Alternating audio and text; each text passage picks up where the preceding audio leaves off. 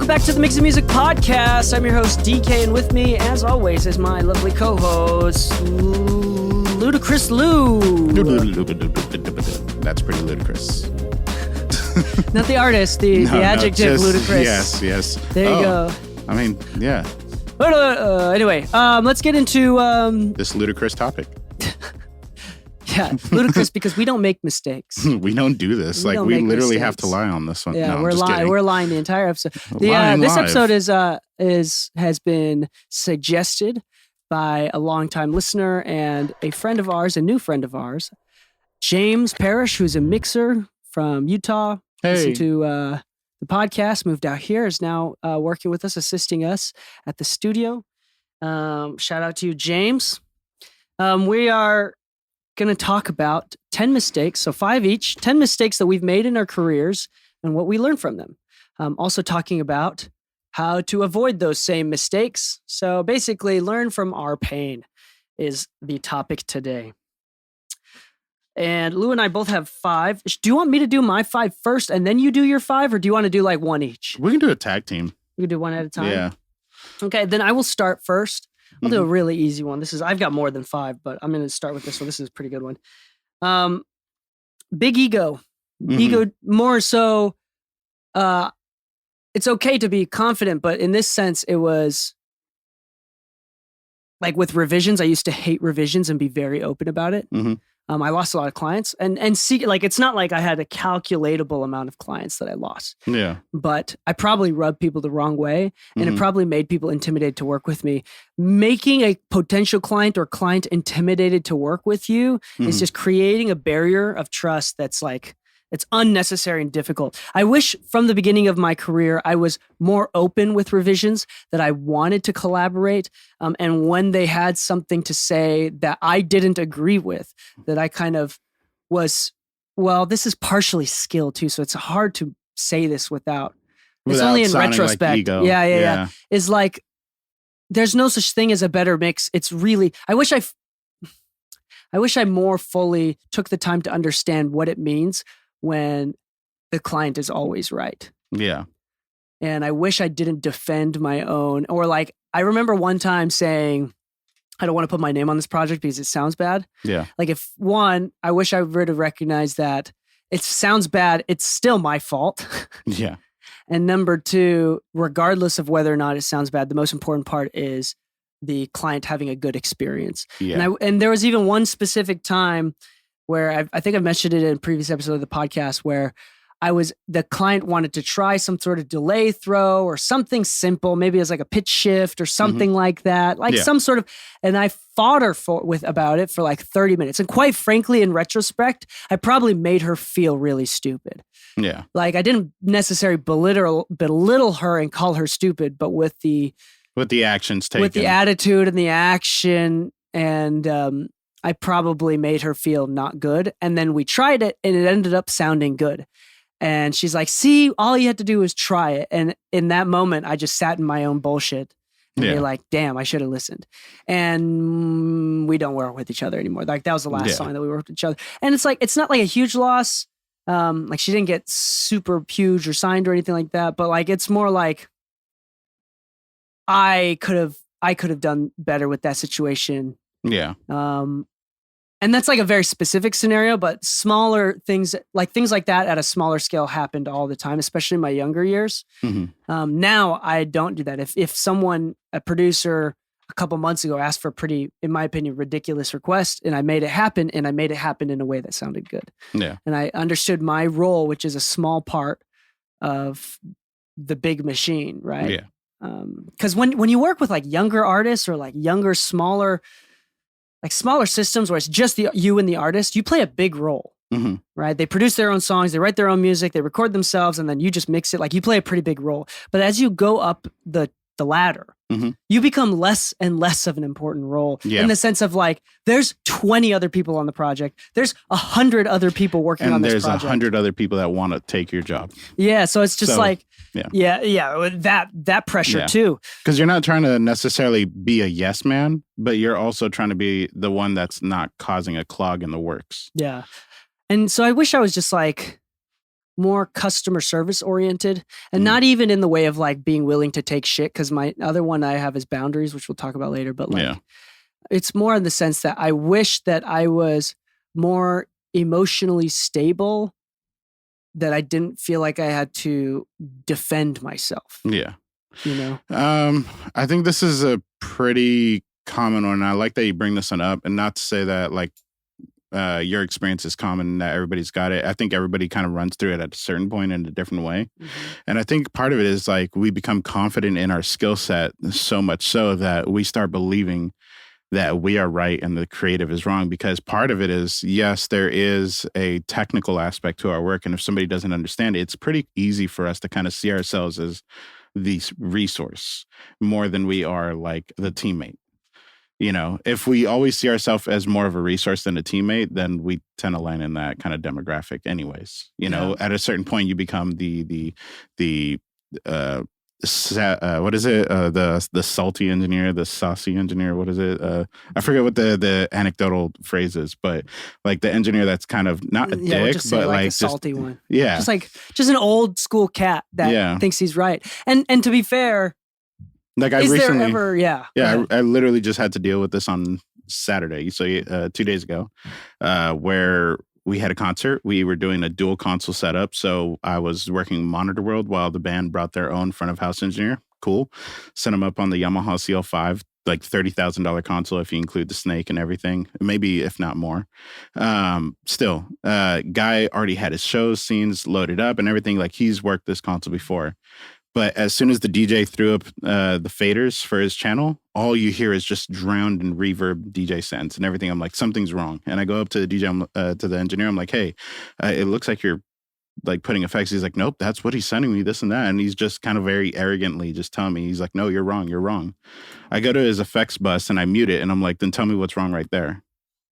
Because sometimes, like, if you let your ego get in front of you, like, we can be called out. It's not that we're always going to be right or wrong or whatever, but in a very creative space, what is right, what is wrong? Yeah. You know? And I think it takes quite a bit of intelligence to recognize, the self-awareness to recognize when you're wrong.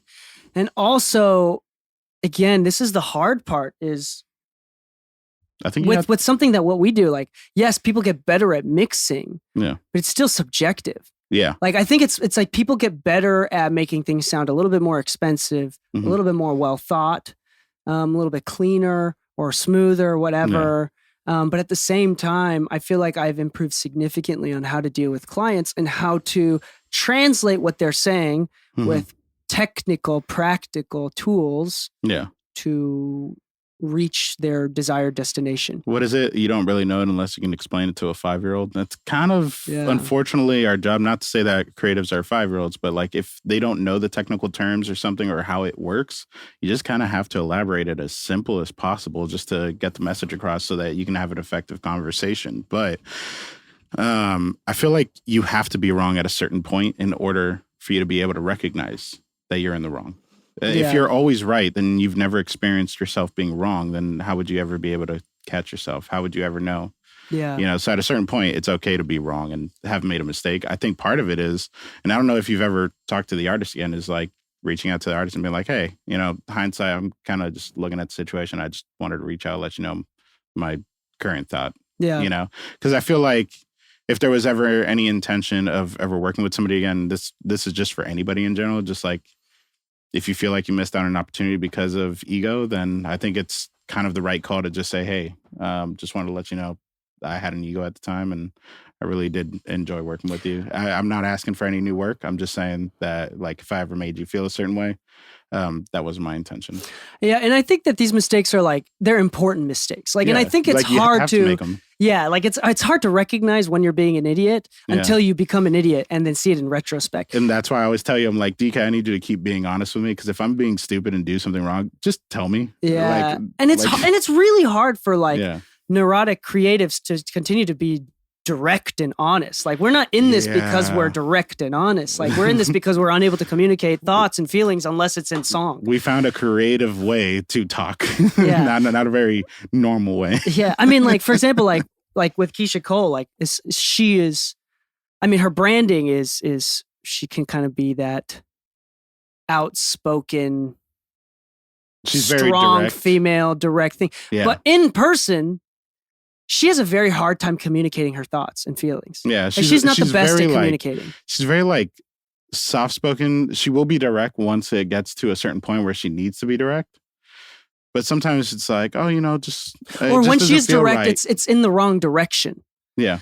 So it's like, it's not exact. Like, what she's trying to say is different from what's coming out of her mouth. And I think that's like pretty, and the reason why I bring this up is because, people know her, we know her personally. Yeah. This is a good example. This happens to everybody. Mm-hmm. And so it's like, we need to set that expectation is that not everybody is able to properly, fully articulate everything as well as receive. They don't want to receive direct. So it's like, just be they humble. Can let you know what they're looking for, but it's kind of on you to have that built communication level. Yeah. You got to be aware of that, the sort of weaknesses that people have. We're not in a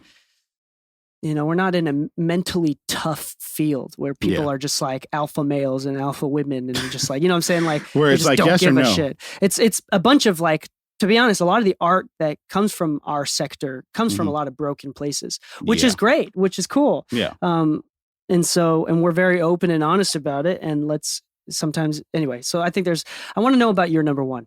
I actually was going to switch my number one for something closer related to what you just said.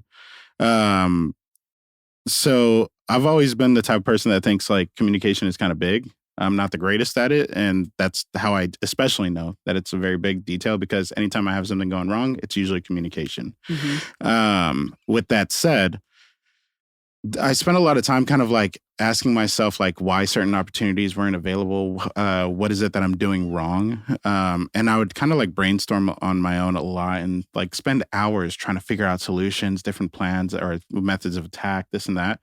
When in reality, I could have just asked.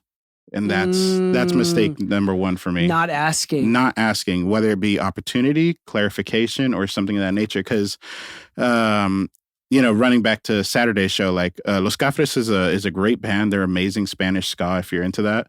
Like they're a really, really well-known group that's been around for like 30 plus years. But their tech writer, though elaborate, was not detailed. So one of the messages I sent out was like, hey, just out of curiosity, is the lead and backing vocals wireless mics? And they're like, don't you have our tech writer? I'm like, okay, we're going to go this route. I sent a screenshot of what the input list said, and all it said is mic Cafres. It didn't say what mic. It didn't say what model. It just said that they were going to bring a mic. So I needed to know whether to run cables to the console, to the snake, to where the mic is supposed to be. Like, where am I running these cables, right? I sent him a screenshot. I'm like, hey, unfortunately, this is what you sent me, and it doesn't really specify what it is. So I just wanted to reconfirm before doing all this work to set that up for you. And they're like, oh, no, it's actually wireless. Yeah. Sorry about that. Thanks for double checking. I'm like, cool. The response, like, didn't you get our tech writer, is kind of passive aggressive.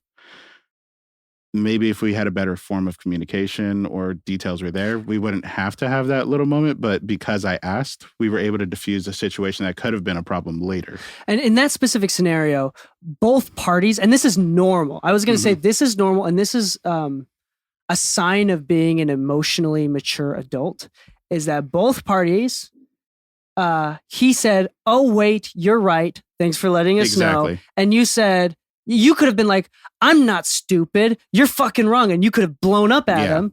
But he said, but you pushed back. You're like, wait, hold on. Let me show you what I'm seeing. Yeah. This is for both of us. And then they said, they didn't get offended. They were like, oh yeah, you're right. It is wireless. Either party, you or them, could have blown up. And that's normal. Like, people are at a younger age, very emotionally immature, even adults sometimes. Yeah. But that's a good example of like ego playing. Yeah, because I always tell people, like, if there's a problem, whether it be in the studio or live or anywhere, I'm like, just throw them my way. Like, people are very good at diffusing an issue. Yeah, without high tension. It's so important. Like, yeah, again, going back to my point, and I think your point too, it's like, and this is just being an adult and being emotionally mature. most people aren't trying to make things personal. Like it's not a personal attack on you, and you should almost never take it personally. Like if they want a difference, it's not because your taste sucks. Like if they ask for a revision, it's not because your taste sucks and you should take that personally. It's like they have different tastes.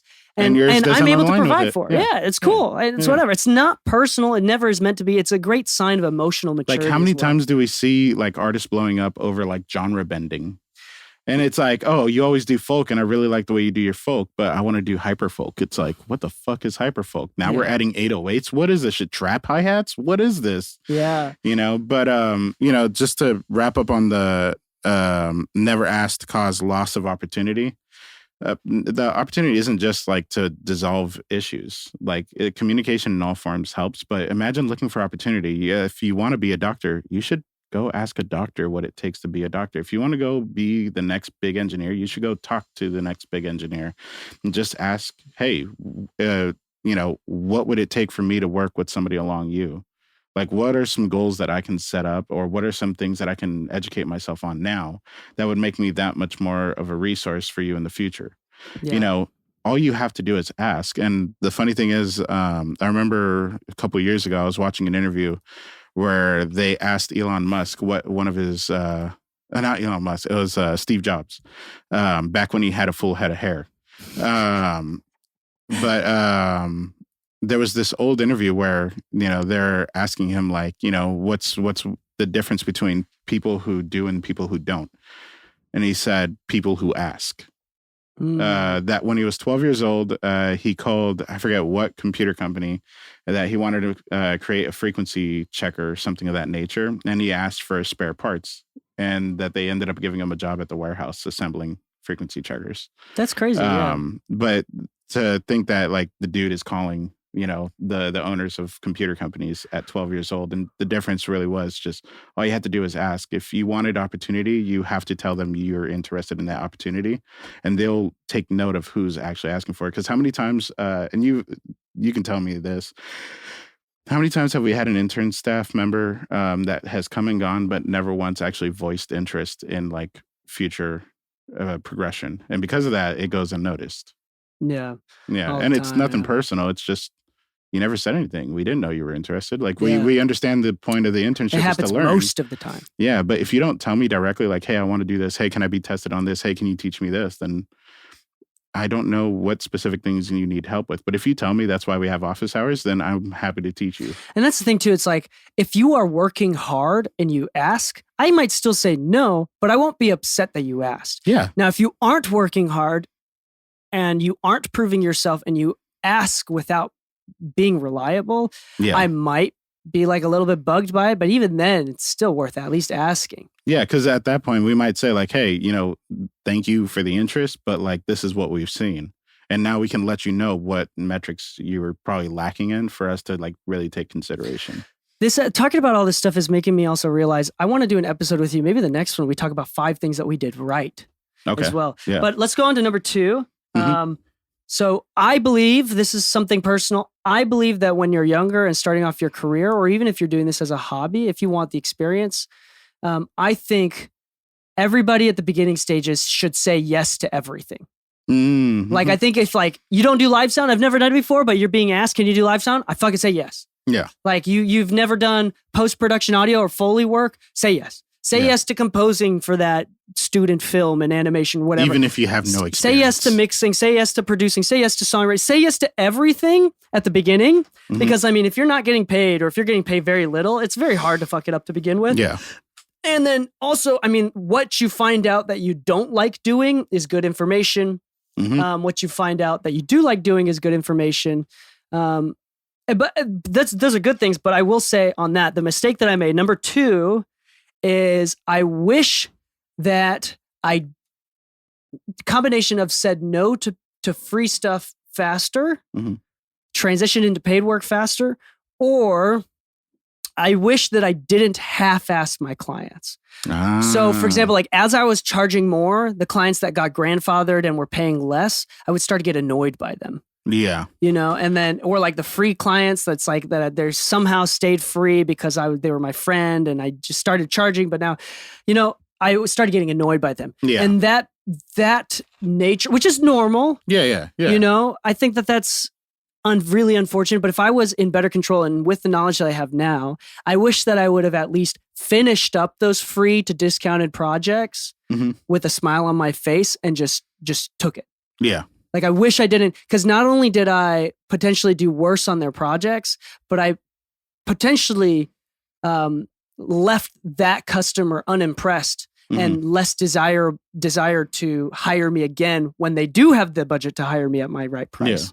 So I wish I was a little bit more in control of my facial expression, my nonverbal cues, and I wish I was a little bit more excited to work with. What everyone. is it? Micro expressions? Yeah, sure, whatever. No, but I wish that's like an ego thing too. But I just wish there's a few specific instances where it's like they told me that I was obviously, and maybe it was because I was just fucking tired. I was overworking. Yeah. I was really tired. Well, there was that year that you did 1,000+ mixes. Yeah, 2019, right? So it's like there was a few clients that became friends, and they like told me, it's like, yeah, I could tell when you like this song you didn't like and this song you did like even between songs with the same artist, or like some artists they're like, no, I could tell you didn't want to work with me. And like I wish I did a better job with that, not because of the lost earnings, but lost I guess you'd say section of that relationship. Yeah, because I think I would have liked to work with them too. Like it was fun working for them, but I just wasn't, I was undersleeping. I wasn't sleeping enough. So would you say that, I guess, the surmised view of this one is like saying, I guess, learning to say no, even if it's the same client? Either saying no. I wish I'd said no sooner. So like, for example, I found out pretty quickly that I don't want to produce. Like producing is very emotionally dependent. Like if I'm feeling good that day, I can produce. Yeah.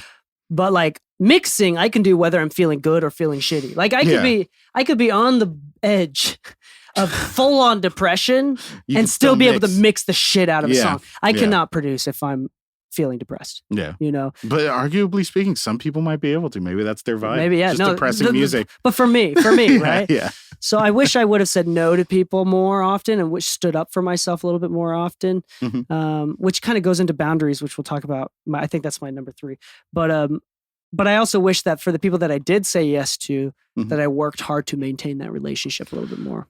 We're going to take a quick break to let you know that this episode has been brought to you by Tegler Audio, based out of Berlin. Tegler makes fantastic analog pieces of equipment, everything from compressors, both tube, VCA as well, from reverbs to recording channel strips to tube summing mixers, and to my favorite piece that I personally own and have and use is the Schwerkraft machine, which is digitally controlled compression, 11 different types of compressor. I mean, this thing is built to the brim with tubes and transformers. It's fantastic. They have digitally controlled analog gear, which I'm a huge fan of. They've got 2 different pieces of that. They've got 500 series gear. So whether you're a tracking engineer, mixing engineer, or a mastering engineer, you need to check out this high quality company, Tegler. And guess what? Their prices, they're not crazy. They're mid-range prices for high-end equipment. They're like a fantastic company. We love them so much. And if you want 10% off any of their gear, you can go to their website directly or from their shop directly, or I'll link it in mixingmusicpodcast.com/Tegler, Tegler, and use the code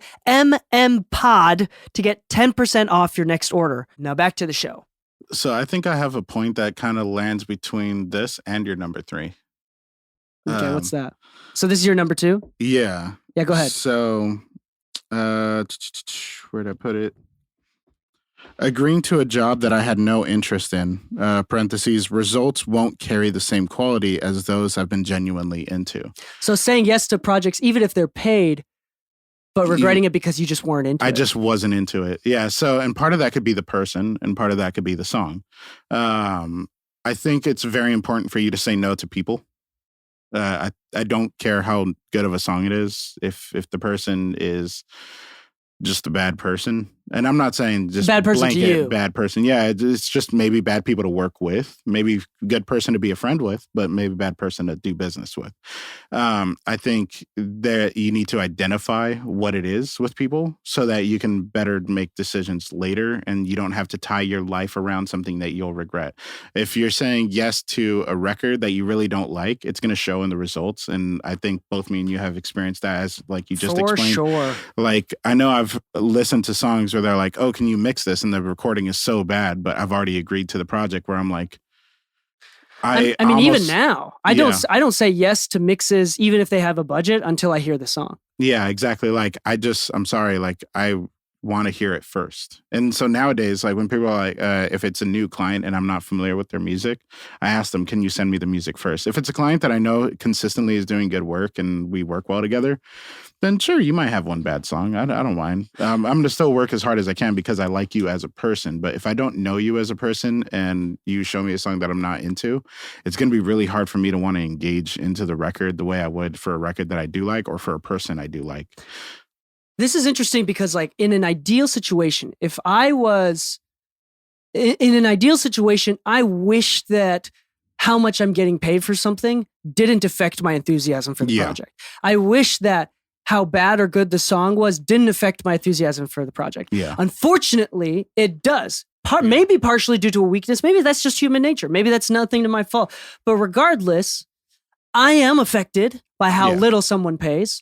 I am affected by how bad a song is. And thus, I'm not just protecting myself, I'm protecting the client. Yeah. When I say no because I don't think your song is rocks, or I don't find potential in it, it's not because I have an ego. It's because I don't want to do the disservice of giving you something that I only half-assed. Exactly. So I'm creating systems to prevent my number two, which is to half-ass something. Yeah. So like, I'm not saying no because you don't have the budget and because I'm not willing to bend, but it's the fact is, if I really accepted your budget, which you're not going to be happy with the work that I put in. Yeah. So it's like, I'm protecting the client as well. Yeah, it's like, don't let me waste your money. Yeah, so it's not, like some people say, like, improve that weakness of not liking stuff or not being enthusiastic about getting paid enough. I would say just set up the barriers and the boundaries to say no to stuff so you don't ever have to put yourself in a situation where you're unhappy with the amount that you're getting paid or something like that. I think a big part of that is, one, you grow to a point where you can say no to things. At a certain point, you do have to say yes to everything. But I think also to discover what the heck you like. I think saying yes to everything is like a great way to, because you might find out that you like film composing, but you would have never known that unless you said yes. Once you start figuring it out, as soon as you start doing that, you should start saying no to certain things. The reason being is just like, why chase your tail trying to make yourself like something? You might have come in and said, I want to be a recording engineer, and you stay a recording engineer for a long time, and then you start disliking it. You should start moving on to the next thing. You don't have to cut cold turkey, but you should start cutting out the clients that kind of make you feel like you're losing the passion for it. And that's kind of the route I started taking. I'm adding that to my mistake list. Hold on. Yeah. Yeah. And that's why I say, like, agreeing to a job that I had no interest in, that could be beginning, or it could be middle, or it could be at the end of your career. It doesn't really matter what stage it is in. If you no longer like it, whether it's the relationship with the person or the type of music that you're working on, maybe you're looking at rebranding and you're not interested in working on the music you used to work on. Maybe you just want to do straight hard EDM in the future, then start denying the rock stuff if that's not something you're interested in, so you can fully focus on what you are interested in.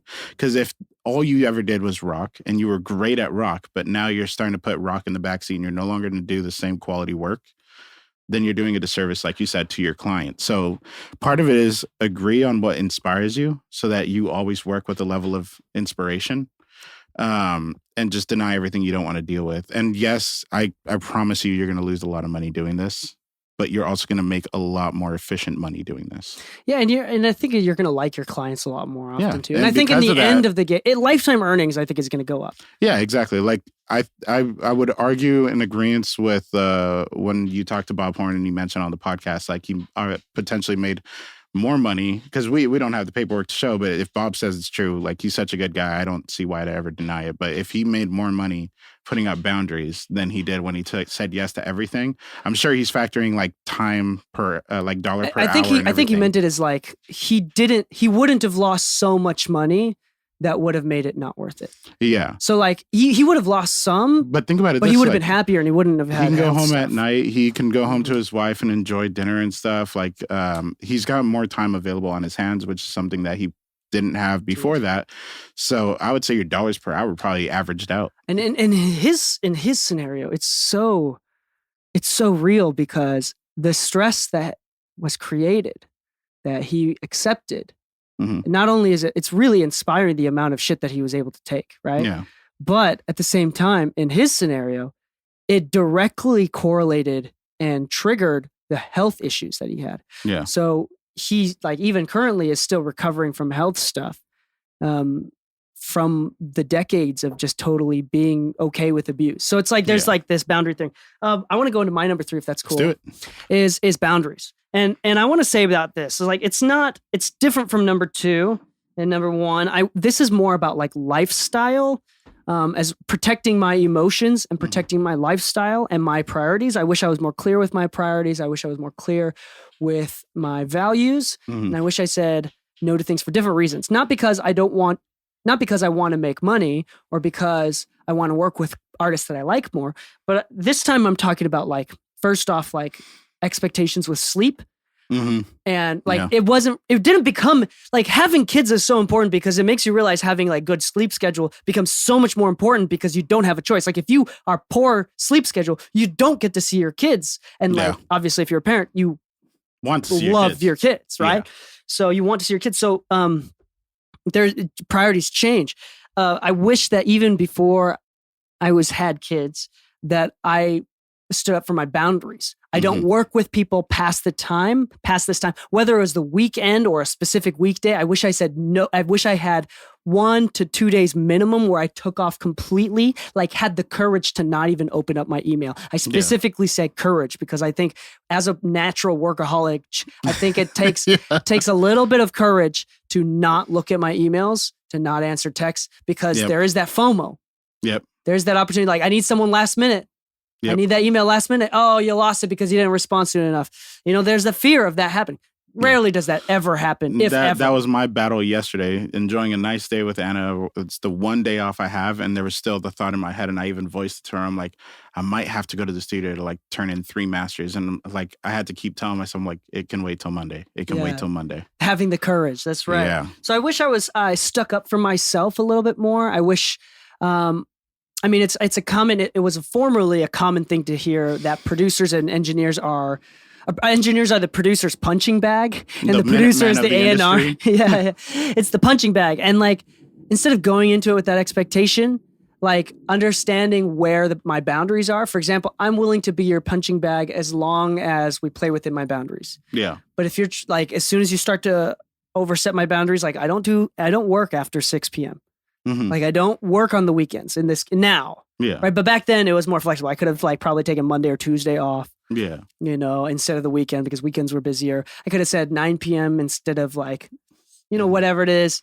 And I wish I was just more considerate of not only my feelings, but at the time I was married, new, freshly married. So I wish I was more considerate of my wife's feelings. Yeah. And quite honestly, in retrospect, I don't remember caring about my wife's feelings. Yeah. I don't remember considering changing my hours I work into office because of how my wife felt. So my 3 is actually the same because that's what it ties into at the end of the day on my end. Yeah. Well, hold on. The last thing that I want to say about number 3 is with the boundaries, I also wish I considered not just lifestyle and values, but also passion for the craft. I didn't realize how easily and how quickly my passion for music could completely tank.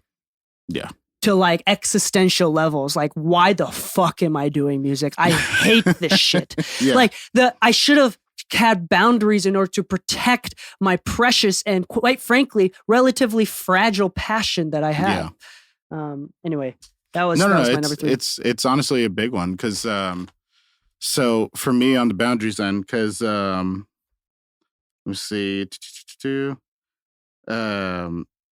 took jobs even on days off. or off days. You know, if you're trying to maintain any kind of like joy in this, there's two huge things that like just I can't go without. You have to have like a life. You have to, because I've talked about it on different interviews and everything. Like me and Anna almost broke up twice over like my work ethic, and it wasn't that like there wasn't like any kind of like I guess communication of like, oh, I need to work or this and that, but it was so often that there were times where like we're trying to go out, but I'm like, I just got a call, I got to go to the studio. You know, you're putting your work in front of everything else, and at a certain point, you're gonna burn out, but you can also burn your relationships. And not just not just significant others, but like friends and family as well. Yeah, even the work. Like if you're working yourself so hard that you have to take delays on other things. And that's a gentle balance too, because at the beginning, we all agree, I think a majority of people will agree that in the beginning, early stages, primarily in the years where you can live off of pizza and ramen every day. Yeah. It's good to say yes to everything and kind of overwork yourself, but there's going to be a threshold or a point where it's no longer beneficial. Exactly. So and that's different for everybody. It is. Like for us, it was very much like, we were talking about this the other day where we were talking about like, you know, our want to have kids, our want to move, like we might be looking at places in Alhambra, Riverside, whatever. Like we're trying to get like a place. But part of that thought process to me also has become where like I get asked, so she's like, well, what are you going to do at work? You work mainly in LA. I'm like, well, you know, the funny thing is majority of the work that I do is in my office. And I do work in the studio and all that, but I can always just drive out this and that. But it's like, if I put everything to a schedule, I don't see why it wouldn't just work out, which is not a mindset I had before. Before, like you said, me and Anna got married, 2 months ago at most now. But before that, we were in a 13-year long relationship. And the times that we almost broke up is because of exactly that. I didn't really consider how Anna was feeling about my work. I just wanted to work. Like we talked about having kids when we were younger. And I said, I'm not ready because I want to focus more on what I'm doing, which I think is a fair response. If you know you're not ready, I don't ever want to look at my kids with regret, but you never want to like act this way if you did have kids either. Like if you had kids and you're just ignoring your kids, if you have a wife and everything, you don't want to just be ignoring your wife, because as hard as you're trying to push, you might be pushing away like the little bit that you need outside of your work, because you need time off. You need to actually just say, no, sometimes I'm taking a day off, and walk away. Just disconnect. Don't look at your computer screen. Turn that shit off. If you have any clients that call you, just tell them like, hey, unfortunately, I'm just not there. I'm sorry. Like, I know you need it, but I'm not there. Yeah. Yeah. That's interesting because, I took the opposite approach where it's like, I didn't feel like I was ready, but I wanted kids. And my desire to have a family and start a family was so strong that I didn't care that I was ready. I just didn't want to became ready. Yeah. It forced me to become ready. It encouraged me to become ready. So it's just a different approach. It's not one's better than the other. Yeah. I think I was in the mindset of like, as much as I want, because I do want kids, but as much as I want them, I don't want to be the one that like ever sees regret in the idea of like, damn, I could have done XYZ if I didn't have XYZ responsibility. And I never, I wanted to be in a position where I was more mentally ready to take on that responsibility, which I know everybody says you're never ready, this and that, blah, blah, time flies. Yes. But I was also like a very, I still consider myself a very selfish person, but I could definitely tell that I was much more selfish back then. And I just wanted to focus on me and not on a family. Yeah. So, I mean, we're all selfish at all times, right? And especially when we're younger and we're more naive. I was going to say, for me, I think the better decision was to have kids young.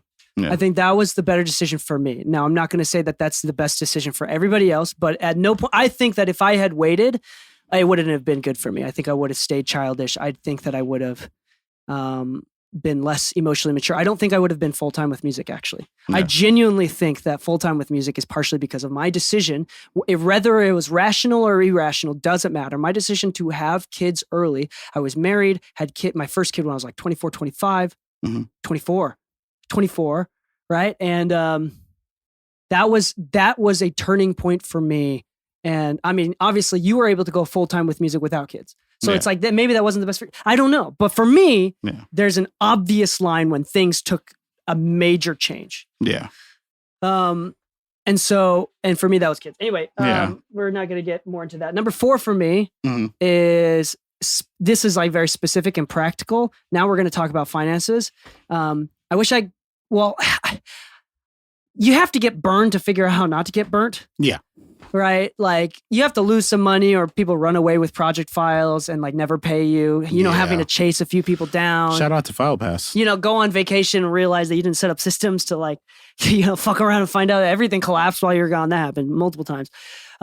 So I think that number 4 for me is I wish that I was better with my communication. 1, never ever set up discounts or deals or agree to free work or anything over the phone. Never agree to anything over the phone. Or even I'm going to say in a third person, time. verbal. Verbal in person. Yeah. Never agree to anything over the phone or in person. You always need to have ink and paper. I'm going to add another thing as well, is that I learn whenever you give deals and discounts or agree to free work or anything like that, you always have an expiration date. Yeah.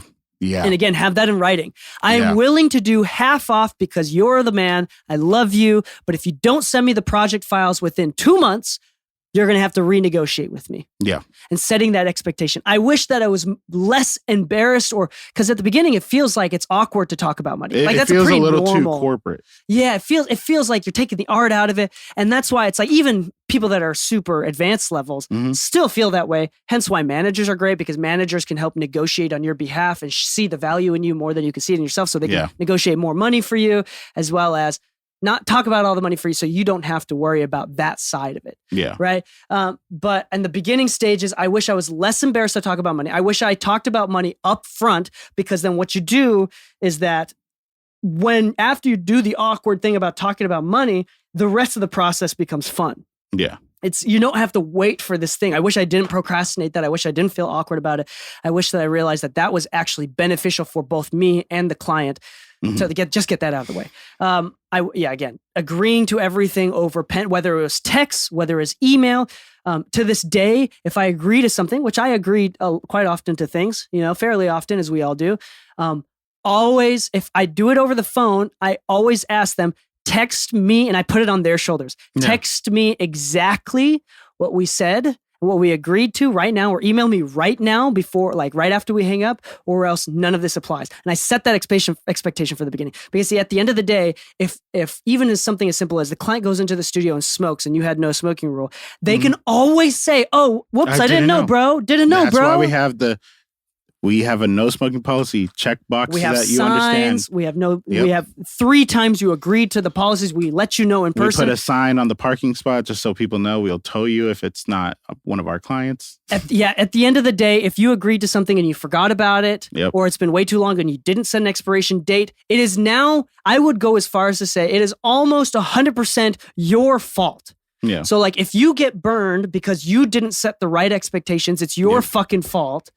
So it's really important to bring up stipulations, have a policies website at the very least, make sure you agree to these things, make sure you over communicate these things and avoid being burned. Again, I use FilePass. We're sponsored by FilePass. If you'd like to go into FilePass, which is one of the websites where you can actually send files and prevent them from downloading it. There's no way that you can go into the HTML and break the code and download it again, but it uploads the full WAV file in high resolution, in the original resolution.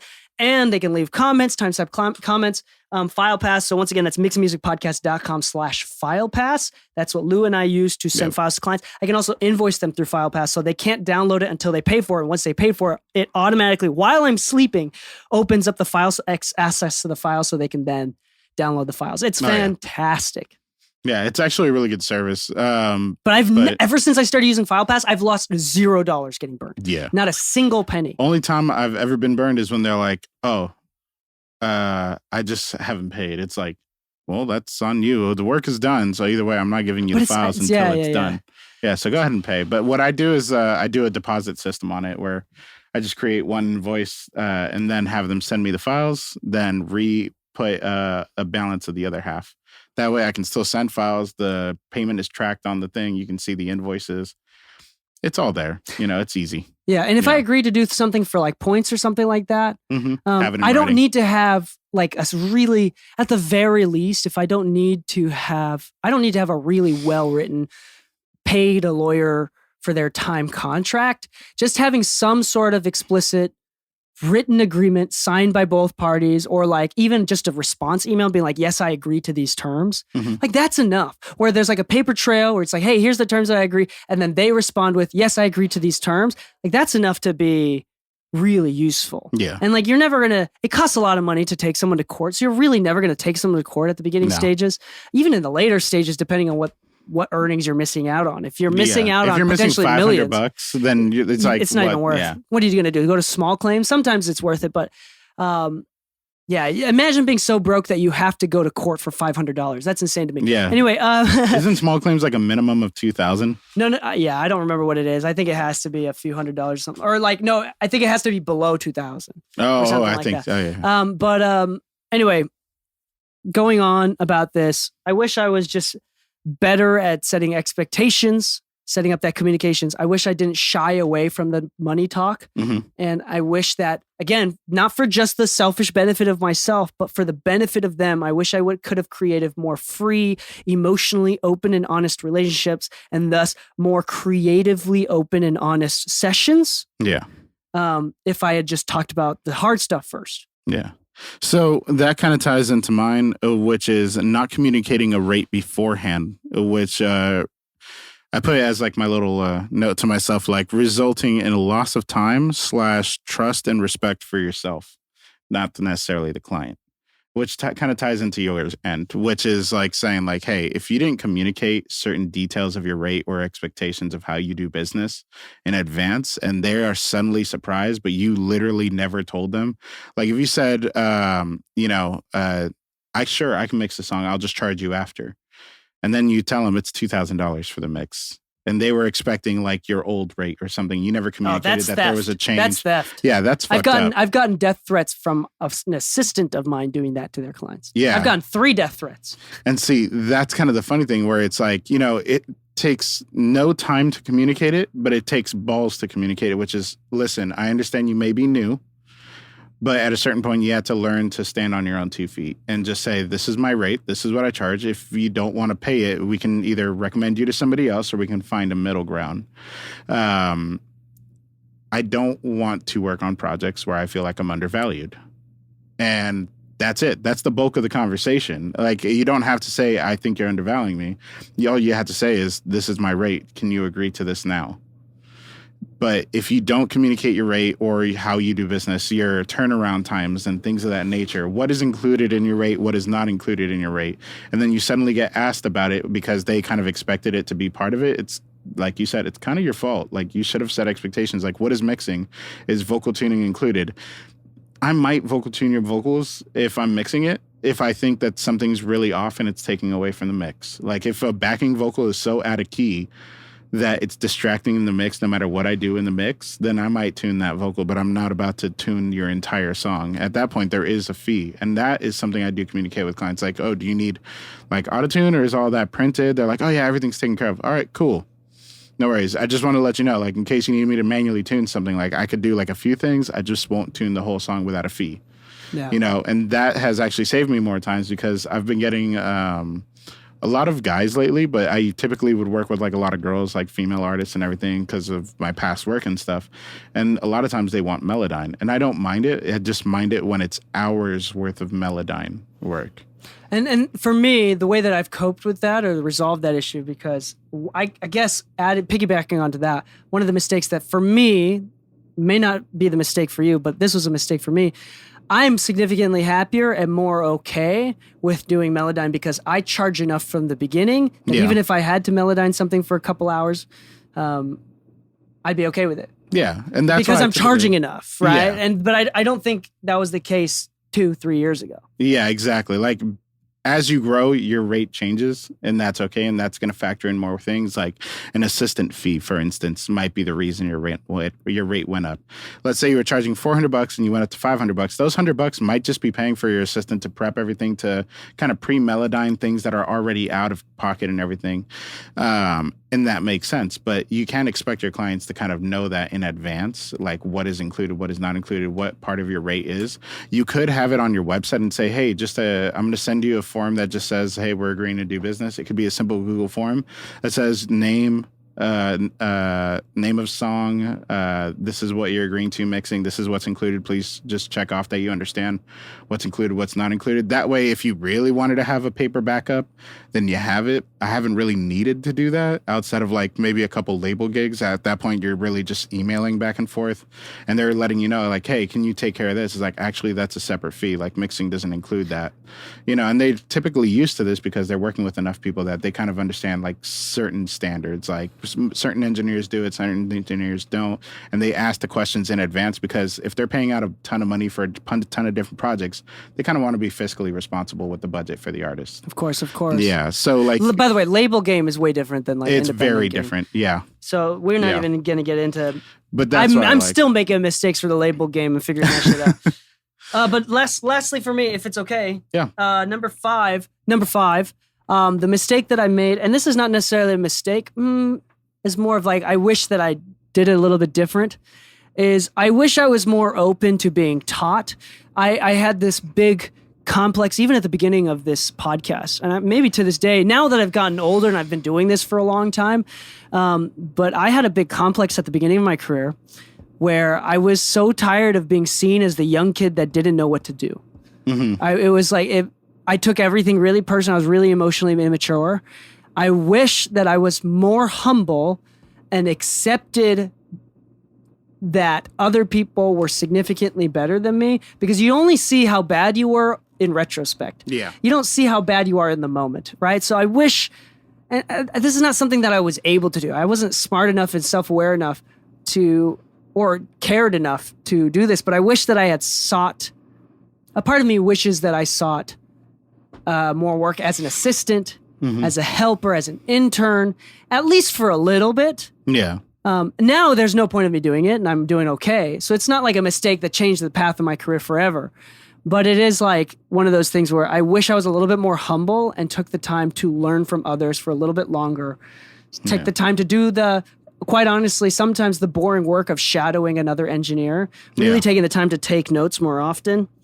Going into the other competitive, because I had a studio, so I created competitors. Mm-hmm. By having a studio, what happened is I immediately had competitors, and I saw them as competitors. And I had this, I didn't have that quite abundance mentality quite yet. I was still too emotionally immature for that. I had that scarcity mentality, and I didn't want to be affiliated or to work with the other bigger studio in the area. And I wish I did. I wish I didn't see them as competitors. I wish I collaborated more. I wish I accepted that they know more than me, and he's been doing this for 30 years. Yeah. And I could have, gotten paid faster. I could have gotten jobs faster. I could have gotten bigger credits faster. I don't know, can't speak on their behalf, but I might have been more traditionally trained.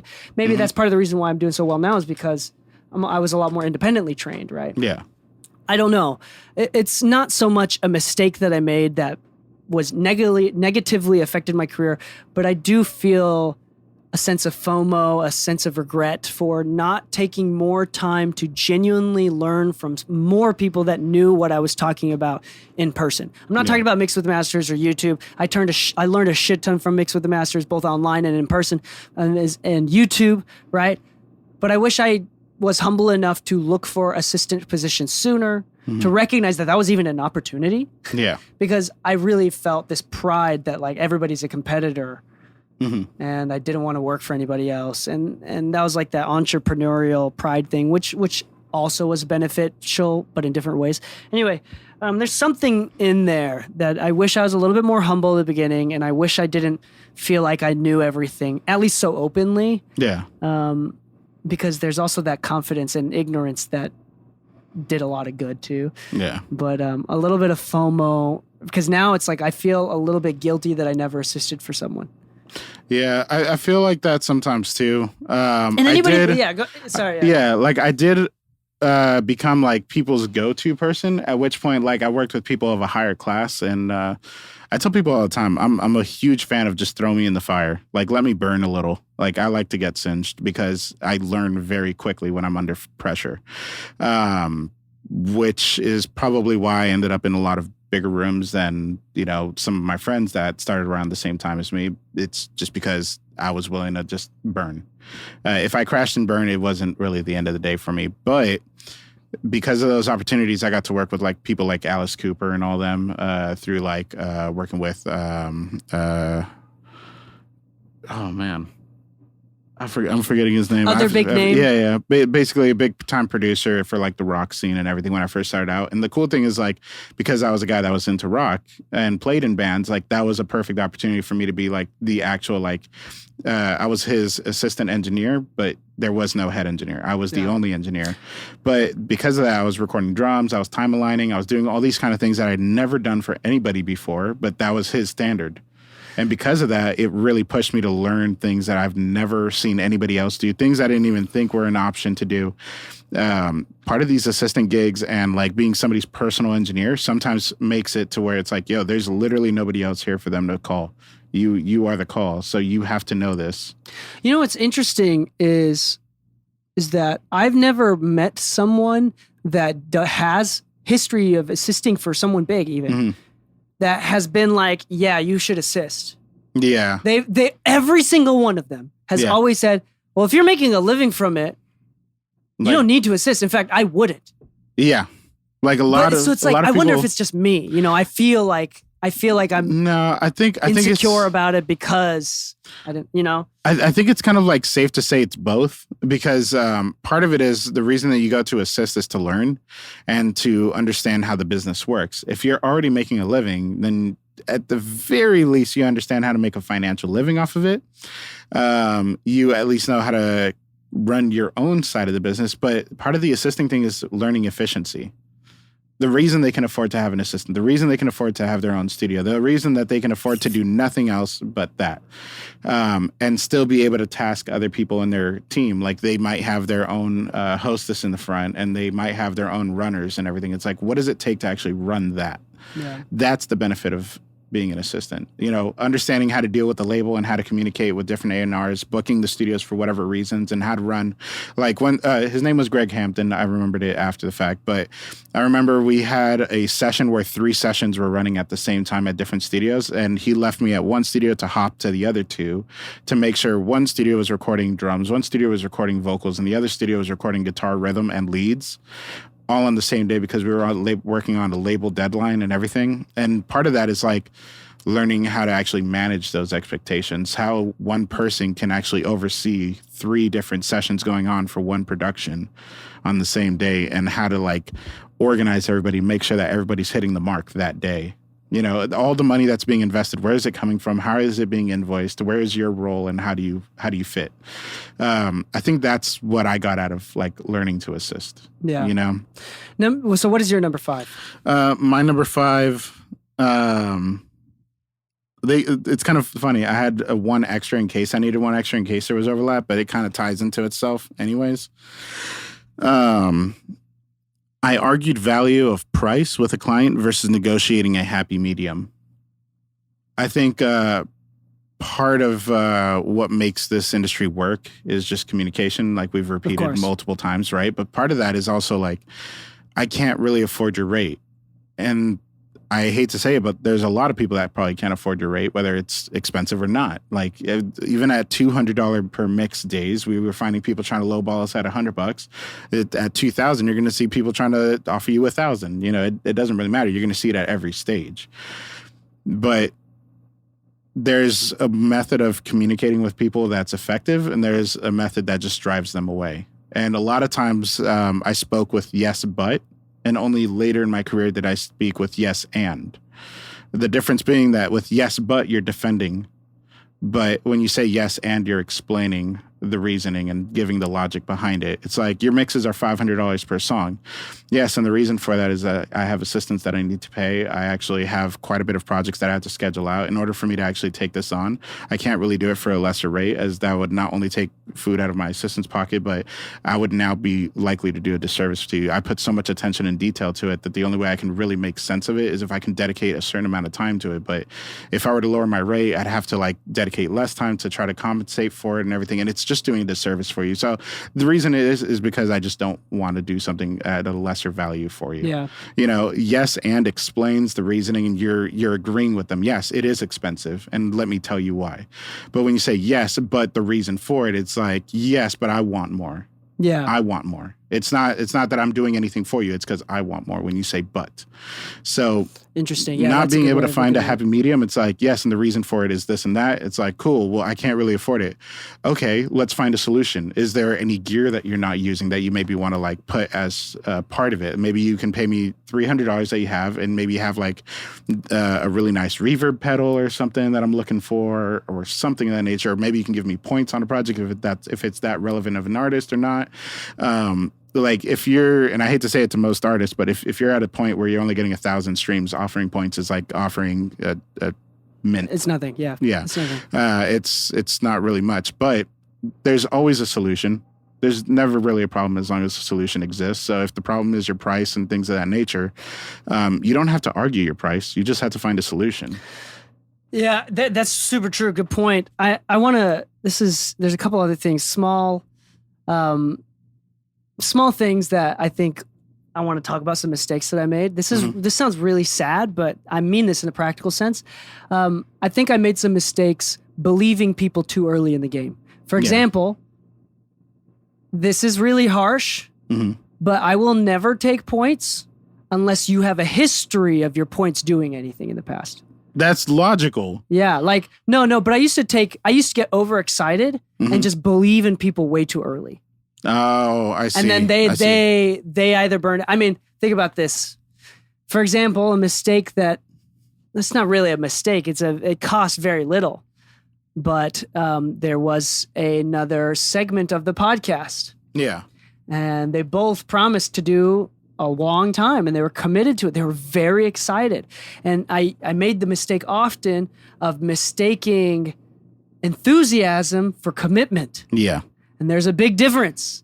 And when an artist comes to me now in my time in my career says, but I'm one song away from blowing up, bro. When I was younger, that meant something. Yeah. But now I don't give a flying fuck. Yeah. I hate to say, but like that enthusiasm is beautiful at a beginning stage of our career. Yeah. Because if you're not going to respect me when you're broke, you're definitely not going to respect me when you have money. Exactly. Absolutely not. Exactly. So I wish that not that I was too trusting, but I wish that I wasn't so easily convinced by enthusiasm. So, by the way, that segment, 19 episodes, they gave up completely. 19 episodes. We're on episode 300 plus. Yeah. Well, I mean, including the private ones. So 235 plus of public ones. Kind of funny. I've been tagging us in comments lately where people will ask like, oh, maybe Dee Kei or Lu know. It's like, yeah, here's the answer. And if you'd like to learn more, here's a mixing music podcast for you. Yeah, we've got over 300 episodes that can help you. So use the search bar. But I mean, yeah, I wish, and this was even with the assistant, I briefly touched on it. The one who fucked up so badly that him and I both got 3 death threats. The reason why we got those 3 is because he fucked up so bad. I was the one that was trying to pass him work when we first moved to LA. He fucked them so badly that they came to me as the person that recommended him. Yeah. So, and you were very there for these situations. You remember that situation. I wish, and I had known these people for so long. They were very super enthusiastic, happy-go-lucky. Quite frankly, some of the dumbest people I've ever met now in retrospect. But they were just super enthusiastic, really kind of gave off that positive thing. And I was convinced. I put all my tokens, all my bets into them, and I wish I did that. I shouldn't have done that. So I think that makes it I think that's an honorable mutual mention where it's, I think a huge thing that people really undervalue is the level of a recommendation and the effect it has on your career. I forget who it was. Somebody in the studio had recommended somebody and it really didn't work out. And like I told them, mistakenly recommending someone who isn't qualified. Yeah, and I remember telling them like, you realize I can't look at you the same when you make a recommendation now, right? Like your recommendation was that bad. Yeah, yeah, and it wasn't like malintent or malcommunication kind of thing. It's just, like your recommendation carries so much weight. Like when somebody really believes in you and you just send whoever. Like, understand you could have broken a bond for that person that you referred them to. Yeah. Like, that's why a lot of times people are like, oh, who do you recommend for recording? I'm very selective about it just for that exact reason. Yeah. Outside of. Yeah, I wish, yeah. So for that exact reason, sorry, I didn't. No, you're good. Someone started calling me and I got distracted there. But yeah, I don't know if I've accidentally recommended someone that went that poorly, but I've been recommended people. Yeah. That was just like, they weren't even able to, because I asked someone for recommendations to solve a problem. And I had someone so enthusiastically recommend someone. I get excited. They get excited. They're hyping them up. I get them. They're unable to solve that problem. It's not about whether or not the person was good or bad. I need a problem to solve, and they're so unqualified that they can't even solve that problem, which makes me super upset at the person that recommended them, because now it just seems like they're liars. Yeah. So I wish I wasn't. So the honorable mention for me is I wish that I wasn't so easily swayed by enthusiasm. Yeah. If you want me to accept points on behalf of a discount of my work, I want to see on paper a history of how much money you've made from points in the past. Yeah. I'm not going to invest in a product. Think about it. If I'm not going to invest in your new 3D printed fidget toy unless I see the income that you've made from it. Yeah. Until I see the profits on paper. Yeah. Show me the consistency that you're actually moving product, and then we can talk about it. But like investing, it's almost like the scam artists on Instagram where it's like, hey, invest in this startup business. You'll make millions. It's like, great. If that's the case, why are you pitching it to people on Instagram? Why aren't you looking for like venture capitalists and everything that can give you a lot faster in a single transaction? Well, there's a lot of nuance to be said about that, about how much they control what you take over your company and things like that. But that being said, people aren't looking at it that way. I can't get people to be less enthusiastic. Their enthusiasm is part of the reason why they're doing so well, potentially. Yeah. But I wish that from the beginning, I was too easily swayed by enthusiasm. Now I could be borderline not enthused enough. But the point is I'm safer now. I haven't been burned. I'm not going to take people. And there's also this mutual respect. At higher levels, nobody's everybody's pretty realistic. Like they're happy and they're passionate. Passion is different from enthusiasm. Yeah. And they're not trying to, because enthusiasm is more about like selling me something. Yeah. Where passion is just like, I don't give a shit about the sale. I'm willing to spend the money. I just want to have a good job done. Yeah. Because I really, truly from the core believe in this. Yeah. Where it's like enthusiasm is more like, I don't have I have a sandy foundation, but like, trust me, bro. Trust me, bro. Trust me. Like, just believe. Yeah. So that's my honorable mention. Do you have an honorable mention? Yes. And I think we always touch on this one, which is kind of funny because like, I hate to be a broken record, but bought gear to promote my business at an early stage. It's not the gear that brings clients. It is and it isn't, but there's a very specific reason. There's a very specific reason. And I'll say it like this.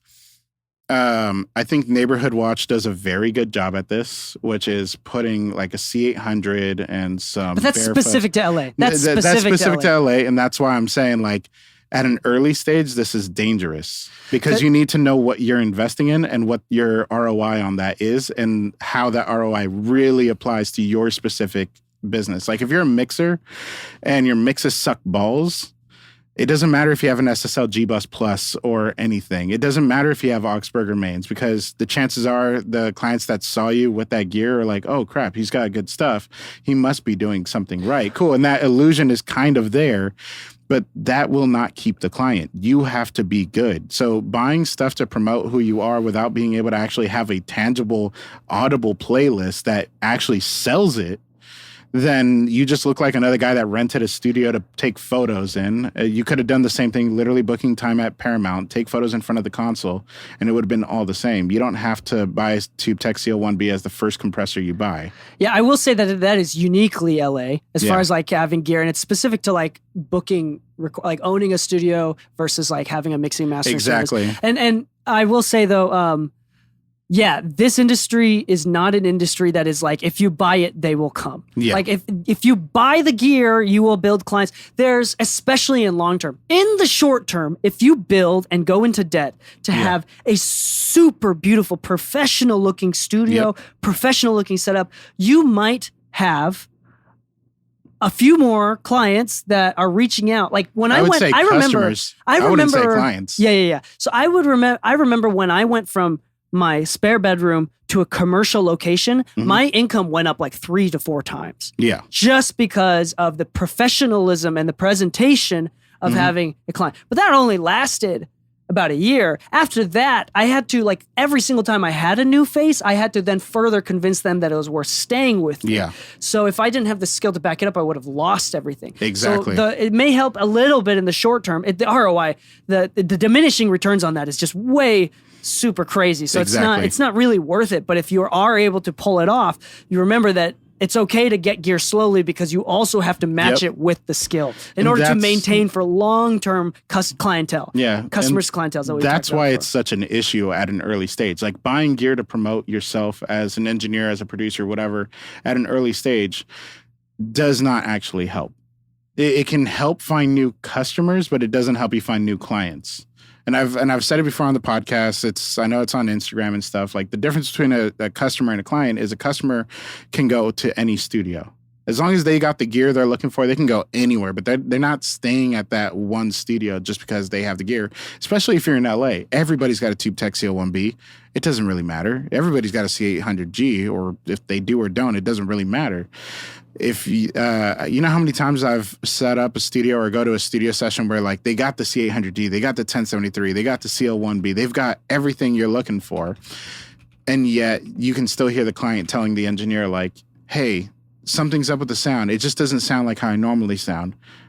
The funny thing is they could be recording normally on a $200 mic and you just put them up on a very expensive chain. If you just don't know how to use it and get them to where they want to be, it doesn't really matter what it is. You can still fuck it up. So the gear will help you find new customers, but it's really on your skill set to make them clients, make them really stay. So at an early stage, you don't have to worry about, I'm going to spend 50 grand on building out this studio, but I have no client base. That shouldn't be your concern. You should build a client base. It's kind of like what you've said in the past, a trip to IKEA will make you more money than a trip to Guitar Center, which is ultimately true because every time I'm like quoting out studios, they're all like, can I do backlighting? Can I do this? Can we do these kind of colors? Like you kind of see where the trends are going and what they want to see. And they almost never make a mention of a specific piece of gear. It's like almost afterthought. Yeah. Like they don't ever ask about the computer. It's usually afterthought. I usually have to ask them like, what kind of computer do they want? Like a Mac Pro. Okay, do you know like what specs? A good one. It's like, cool. You're mainly focused on the vibe of the studio. Yeah. So like, don't worry about the CL1B. Take those $3,600, or if you're going to buy aftermarket, take those $6,000 and invest in creating a space that not only is acoustically well, that's going to help you with your current system, but also creates a vibe for your clients to really enjoy a space to work with you in. Yeah, I agree. That is, aesthetics is very important. Like the level of professionality as well as organization, which typically also conveys organization with clients. Like if your room is messy, you're probably not emailing people back in time. Yeah. You're probably not texting people back. But that's why it's like get your shit together. Yeah. And it kind of shows. Anyway, sorry, what were you going to say? No, I was going to say that's why I think like Neighborhood Watch does a really good job at it, because their whole market is like booking studios, so like really cost-effective studios. Like we're on their platform, both our A and B room. And the whole idea is like, hey, we have tons of ways for you to book. We make it customer friendly or user friendly to be able to book it. It's kind of on a list, so you have to kind of be vetted before you can book. All these things are really great, and it just creates a better experience for the client. All the studios having the same gear really just kind of proves, like, at the end of the day, if a client starts booking your studio on their same platform regularly, it's because they really like your studio. Something about them has built a relationship with that client. Yeah, and to end this episode off, I think it's insane. I'm sure anybody that, if you've made it this far, maybe you, and if you're a longtime fan of the podcast, you would have realized this. But this podcast is all about educating you and helping you set expectations for the real world of audio engineering. So if you're pursuing this as a hobby, this list may not be like, if you have a day job and you just do this for fun and you don't care about getting paid at all, maybe this list wasn't very helpful for you. But I will say, I want to point out for those that are newer, and this is the first time you've listened to any episodes, I want to reemphasize this. If you are trying to build a career in music, both Lou and I have been doing this full time since we were in our mid to early 20s, right? So this is, I think that we're definitely in the top 1% of all engineers across the world, right? Easily. And I want to say that the way to get there is not gear. None of our regrets and mistake is I chose the wrong DAW. I didn't get plugins soon enough. Yeah. Or I didn't get an external preamp and recorded with an external compressor fast enough. None of that shit actually matters, even in retrospect. No, but in fact, our mistake is Lou's fifth mistake, or the honorable mention was he thought it mattered more. It mattered too much. And in the real practical world of making a living from this shit, we don't even have to mention gear, software, or the tools, because those are no-brainers and have so little to no effect on our work that it's more of a mistake to care than it is to not, which is insane to me. And I know that that's what gets clicks. But remember, most people are hobbyists. And this is something that's really, really brutal. But I teach groups of students. Most people, if you look around, most people, they say that they're really wanting to do this. If there's a group project, one person in the group does all the work still, even if everybody in the group is like, I really want to do this. It's not that hard to be better than everybody else. You just have to be a little bit more on the ball. Like, you have to answer emails a little bit faster. You have to be a little bit more efficient. You have to care a little bit more. It's not that hard to do well with music as far as from a self-awareness perspective. And most people think it's about the DAWs and the plugins. Well, I'm here to tell you, as a professional, as the guy that has what you want, a full-time career mixing and mastering, I'm going to tell you right now, I've never talked to anybody at my level and beyond that has been like, it was the tools, it was the plugins. I wish I used Pro Tools faster. I wish I went to school, or I wish I didn't go to school. I wish I did blah, blah. Those are all so superficial, and in the long run, don't matter at all. Ever. Yeah. And in fact, it hurts you. So I think I want to end with that. Yeah. Shout out to our sponsors, Tegler, Autotune, FilePass. Again, go to mixingmusicpodcast.com. We have discounts. We have, for all of these products, we don't recommend you products like FilePass if it didn't make us money. We don't recommend you Autotune if we didn't have a discount for Autotune or whatever. The most common mic we use is Lawton Audio, and we use them literally today we're using SM7Bs. There's one under repair right now, but that's mine. Realistically speaking, we don't recommend use what stuff. we like. Yeah, we don't recommend stuff unless we like it, and for me, unless it makes me money. So FilePass has genuinely made me money, which is why I recommend it. Yep. Mixingmusicpodcast.com. Go to resources, check out our sponsors. And if you like this episode and want to hear more like this, make sure that you leave a 5-star rating, not just a rating. If you're on a platform that allows for a review, tell me what episode you liked and why you liked it, so we can make more of those episodes, as well as a couple sentences is going to help boost our podcast on that platform. So we thank everybody. We see the numbers going up. We thank everybody who's taken the time, so courteous to take the time, and so selfless to do something like that for us. We're grateful for any sort of return of investment in that sense. So appreciate y'all. We love you. Happy mixing, my friends, and stay saucy.